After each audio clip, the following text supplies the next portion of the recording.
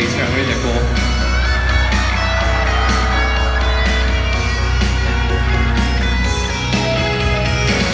仲夏夜雨夢之旅，一覺春睡，倒轉時序，誰頸碎，用汗滴留下詩句，得到樂趣，還是眼淚，星空苦等雲霧，誰負了誰？酷熱伴颱風，誰累了誰？人亦有兩重自我如伴侶，紅日和白雪請配對。讚頌下人，同樣愛挑水，就算他無人會反對，天主宰天氣便要炮烈寒風裏，遼闊後和風吹，都讚頌熱情，同樣愛挑水，在了居，透了光陰驚淚，初生的本性仿似季候誰躲醉，暑天越冷越對。燃亮我絕對，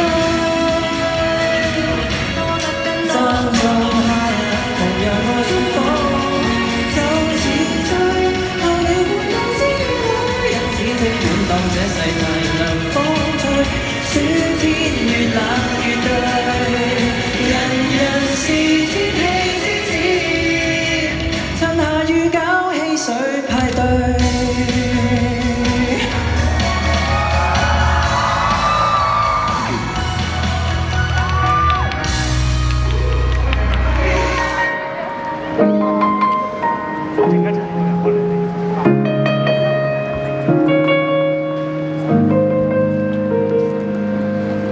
又等明天，明天再見。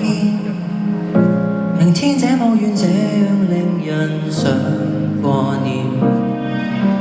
月色旁邊留一線，日後會寫上我們的詩，如可以。這句話如何的開始，如何的啟齒？無人知曉的心意，很想繼續去遊這花園，來來回編織成故事。上次我們遇在櫻花山落時，又會否剛好的鍾意？讓我寫上我們的詩，如可以。但是你不寫我的小故事，留下我不寫你的詩，以後遺憾沒有戀愛一次。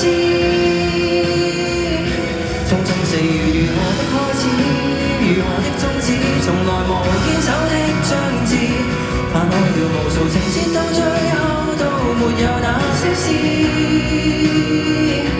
願我記得，而同時淡忘了舊故事，水上冷風先，時和地空等一個條件，是最青春的某人望見。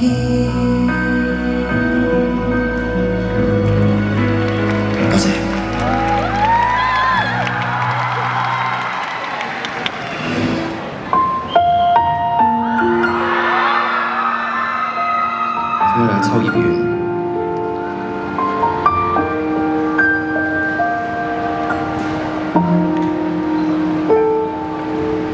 一起經歷圓月飄風的天際，多麼罕有美麗，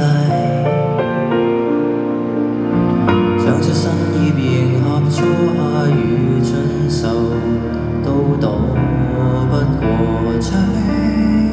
就枯藤老樹昏暗，小橋最後分岔，漂泊於流水間，夜雨中放慢。枯藤老樹昏暗，看着無聲風雨飄浪，沒有下放，沒有在意，沒有消散。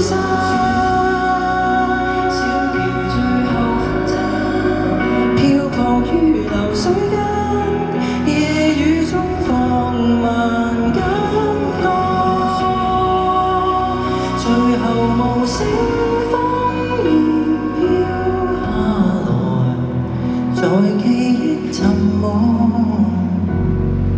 釋放，讓這段故事塵封下。